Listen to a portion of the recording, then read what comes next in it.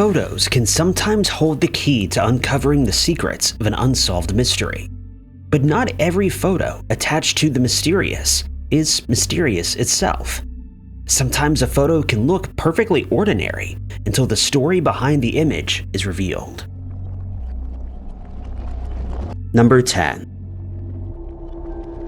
Jessica Hepner was a frequent traveler. She traveled all over Canada and even visited Europe. So there was nothing out of the ordinary about the images of Jessica checking into a hotel in Newfoundland. But the images were some of the last captured of Jessica before she vanished without a trace. Jessica was 21 years old at the time of her disappearance. She arrived in St. John's, Newfoundland on May 25, 2015, for what was supposed to be a short stay. Jessica was traveling with a man described as her traveling companion, Norbert Kaja.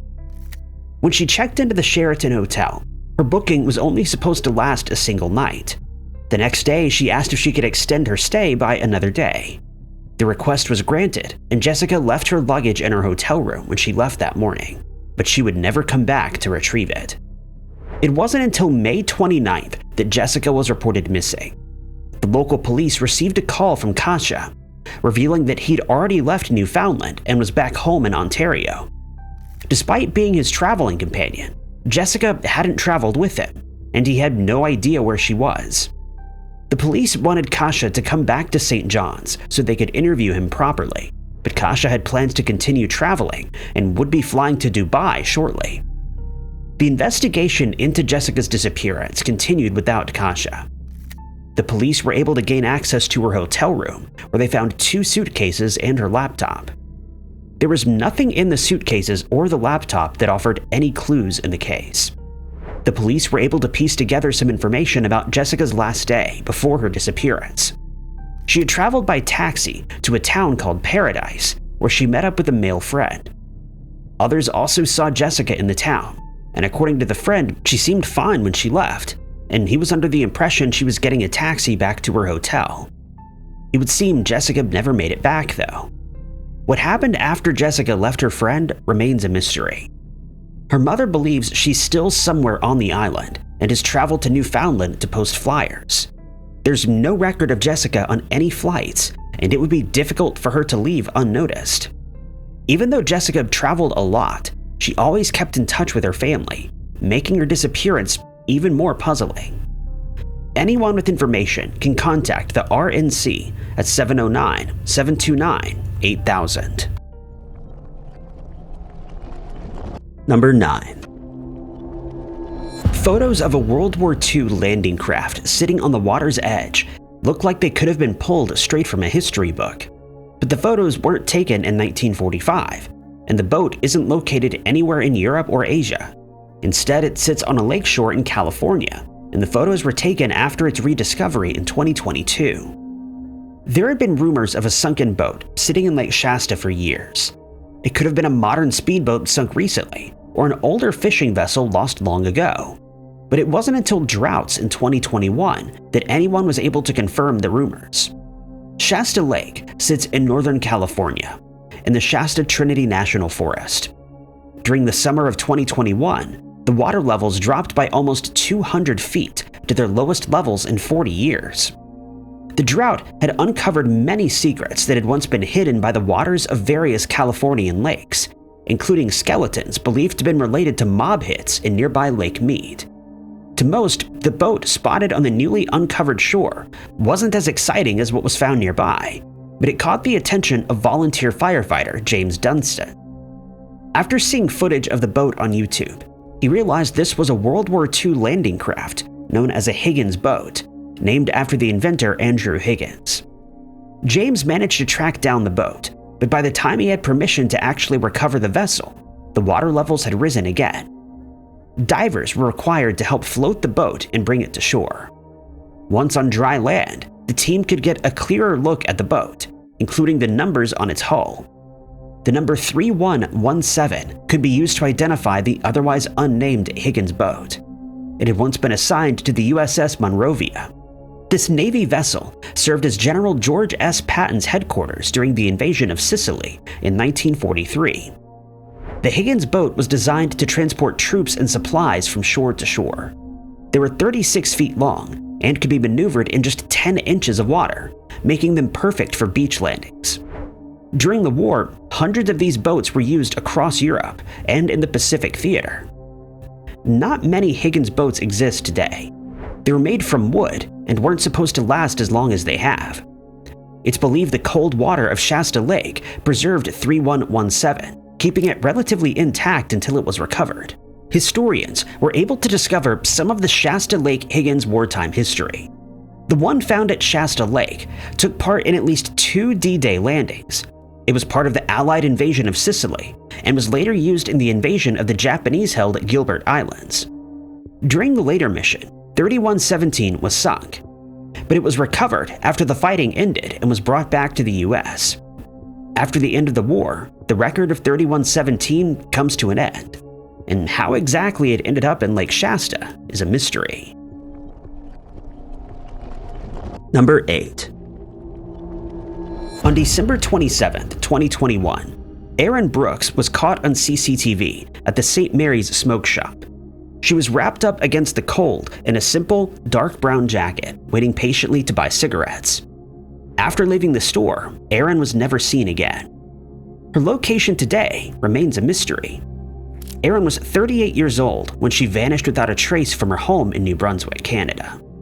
She came from an Indigenous family and traveled around a lot before settling in St. Mary's First Nation.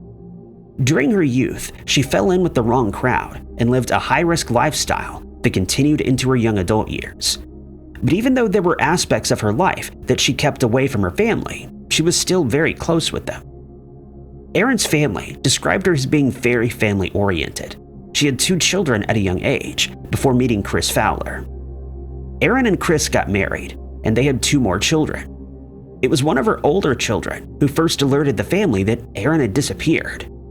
Her second son visited one of Erin's sisters on December 29, 2021, revealing that they hadn't seen or heard from his mother for 2 days.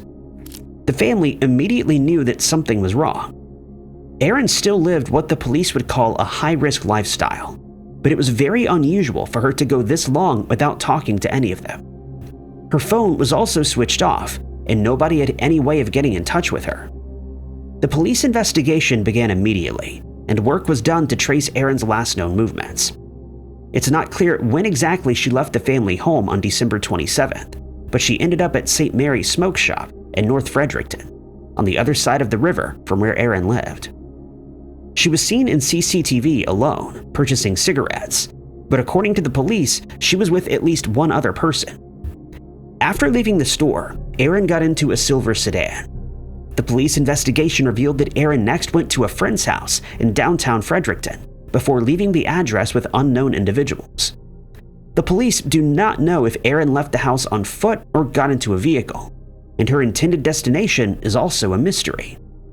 No clues have been discovered that could explain what happened to Erin after this point, but the police do believe she met with foul play and may no longer be alive.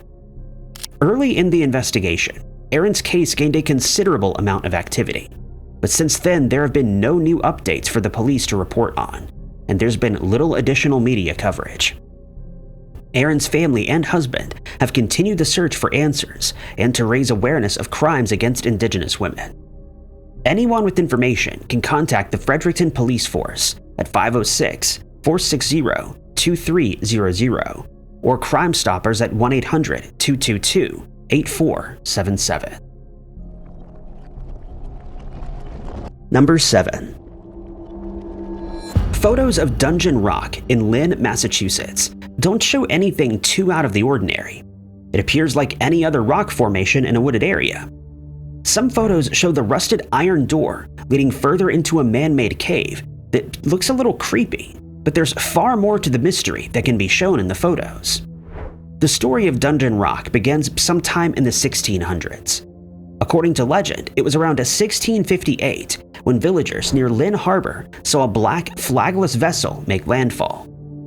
4 pirates left the vessel and traveled upriver, settling in an area known today as Pirates Glen. Shortly after they arrived, a note was found on the door of the local ironworks. The note requested a collection of items, including building tools, chains, and other supplies. If these were left in Pirates Glen, The next day, the townspeople would find a collection of silver. There was no way to tell if this was a prank, a scam of some kind, or actual pirates making the request.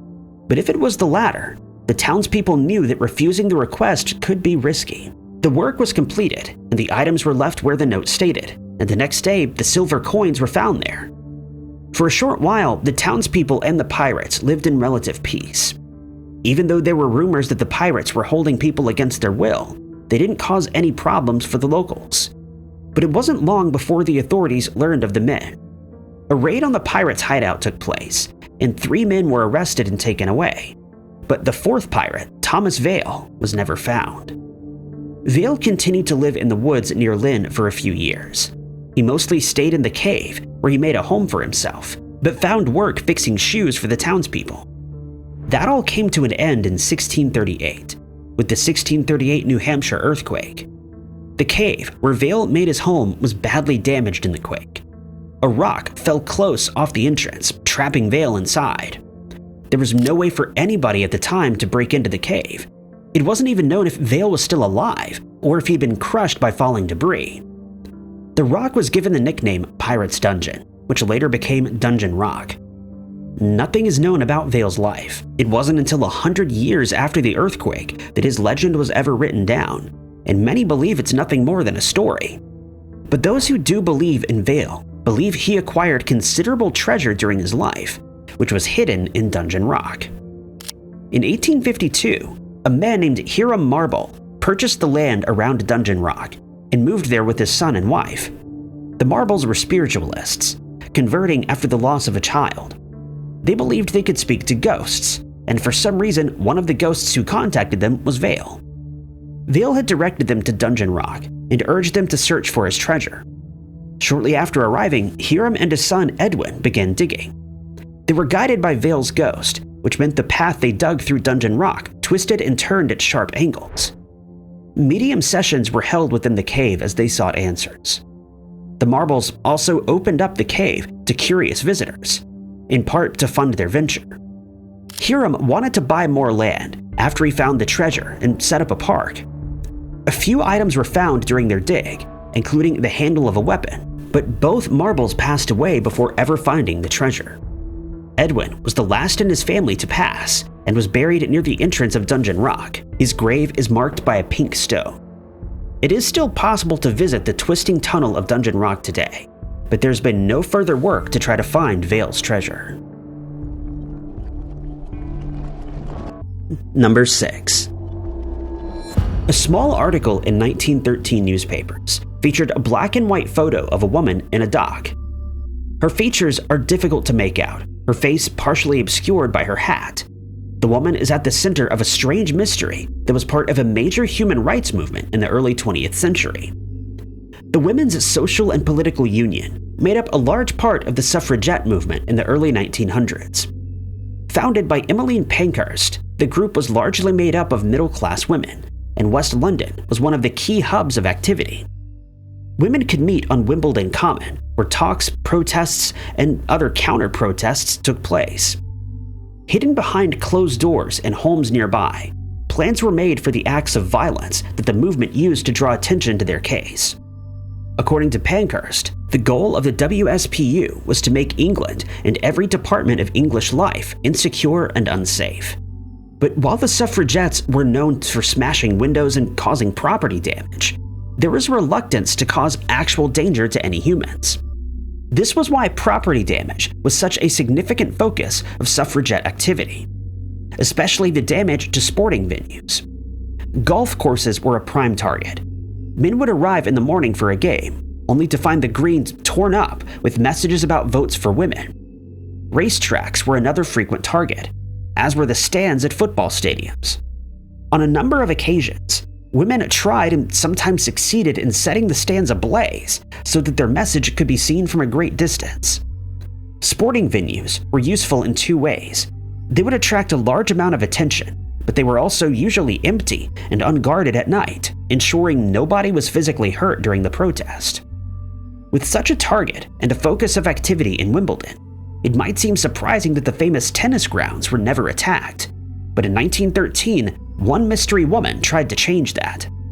At the time, the All England Club, the host of the Wimbledon tournament, was based at Warple Road. On the night of February 26, 1913, a woman snuck into the grounds carrying a black leather bag and a women's dress basket.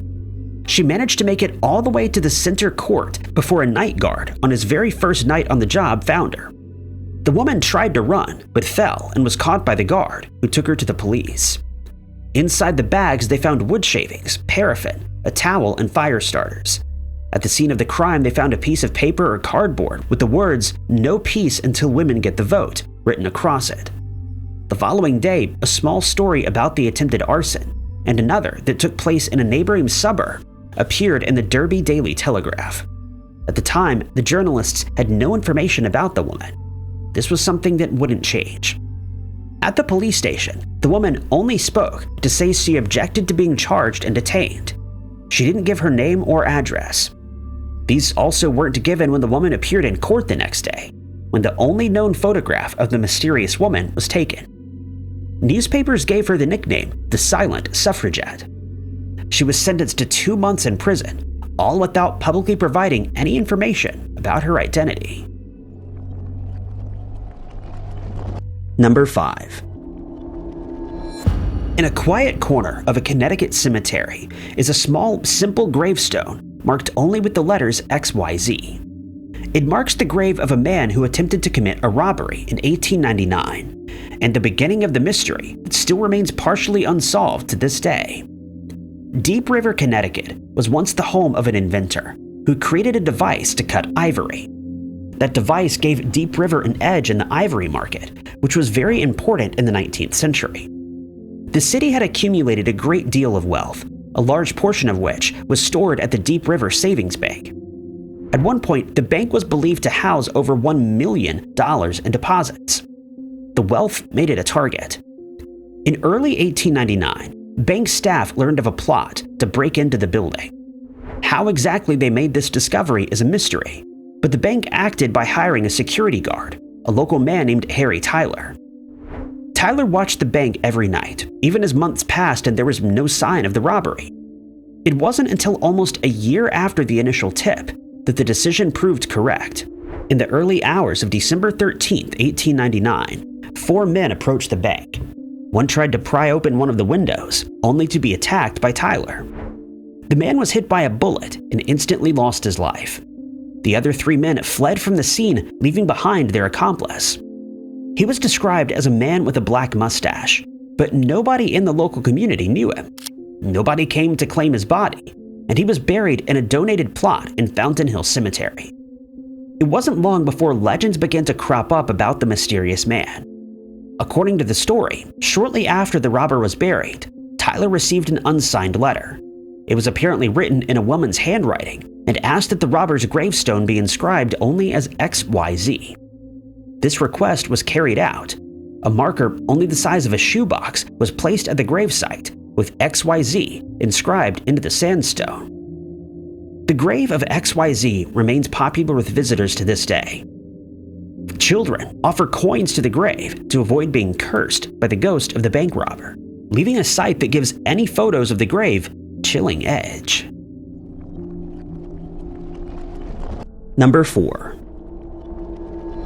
When tourists packed their cameras for a diving trip aboard a boat in the Red Sea, they expected to capture images of blue waters and people having fun. But when disaster struck in April of 2023, it revealed the horrors of an incident that still hasn't been fully explained. Diving is one of the most popular activities for tourists visiting Egypt. There are many diving companies that operate in the Red Sea, with some less reputable than others. Recent disasters have led to an area frequented by divers being called the Bermuda Triangle of the Red Sea, and some governments have warned tourists about the potential dangers of traveling here. The Carlton Queen disaster is one of the incidents cited. The Carlton Queen was a live-aboard vessel operated by the Carlton Fleet Red Sea. It had been operated in the area for decades, but at the time of the disaster, it had recently undergone a refitting to make it larger. Being a live-aboard meant that passengers could go on multi-day excursions, reaching diving locations they wouldn't have been able to experience on a day trip. The boat had room for 28 guests in 14 cabins, split across 2 decks. When it left the shore on April 22nd, there were 26 guests on board. It was the boat's second voyage after the refurbishment, and it had only recently been checked to make sure it was safe. But when the passengers boarded, they noticed the ship was listing slightly. According to passengers, this was simply because the boat needed to settle. Despite the early worries, the first few days of the trip went without incident. Passengers were having a good time exploring the underwater world off Egypt's coast. But on the morning of April 24th, something strange happened. The exact cause of the disaster is still unclear over 2 years later. Passengers and the company have been giving differing accounts of what exactly happened. But whatever the cause, the list suddenly became violent, and in a matter of minutes, the Carlton Queen was sitting sideways in the water. As soon as the boat began to list, the captain launched the 2 lifeboats that were on board. Unfortunately, one of the boats turned over and couldn't be used, leaving all the passengers and crew with only 1 vessel and a few RIBs, or rigid inflatable boats, which are typically used by scuba divers to reach dive sites. According to the passengers, they had to take matters into their own hands during the rescue. They received little help from the crew and faced safety challenges that shouldn't have been there. 2 passengers reported that the emergency hatch that they'd been told about during the safety briefing was nothing but a false door, and the emergency lighting did not work. Despite the problems, all the passengers and crew managed to escape. The last person to leave the ship was a Spanish passenger named Fernando Suarez Maya, who became trapped below the deck after helping 2 others escape. He had to wait until the boat was almost entirely submerged before free diving through the saloon to escape. Photos from the disaster showed just how terrifying the experience would have been. At first, nothing seems out of the ordinary about the photos, but it soon becomes clear that passengers aren't sitting on the deck of the ship, but on its side, while others try to manage the lifeboats. Number 3. On the morning after a devastating fire in New Orleans, local and national papers featured images of the disaster on their front pages. Many of the images were grotesque and disturbing, but others appeared almost ordinary. One such photo shows a man being guided by the arm by an emergency worker as a crowd of workers stand behind them. The man is Rusty Quinton, and out of context, there are a few signs of the tragedy that he's just escaped from, although the look on the man's face shows that there's more to the photo than what is captured. The photos were taken on the night of June 29, 1973, outside the Upstairs Lounge in New Orleans. The bar served New Orleans' working-class gay community and was described as more like a social club than a nightclub. It was here that members of the gay-inclusive Metropolitan Community Church would gather after services, and where members of the LGBT+ community could come to socialize even if they were not out in their day-to-day lives. On the night of the disaster, the bar had been busy. The Metropolitan Community Church was hosting a social event where there was cheap food and alcohol. Over 100 people had gathered at the bar, which was on the 2nd floor of a building in the French Quarter. As the night went on, around half the people left. Of those who left the bar before the disaster was Roger Dale Nunez. He'd gotten into a fight that left him with a broken jaw, and he was kicked out of the bar. Allegedly, before he left, he said something about burning the place to the ground. Shortly after, the buzzer at the door downstairs sounded. Someone upstairs pressed the button to open the door. An unknown individual threw flammable liquid and a lit torch into the stairwell. Within moments, the narrow corridor and stairwell leading to the upstairs lounge were engulfed in flames. When the door at the top of the stairs was opened, the flames burst into the bar, and soon the whole place was on fire. There was a fire escape, but it was not signposted.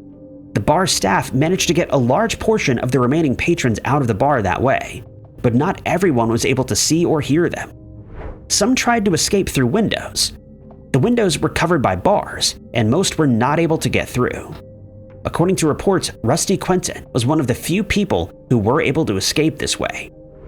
It was less than 20 minutes before the fire was under control, but in that time, dozens of people had lost their lives, and many more were taken to the hospital.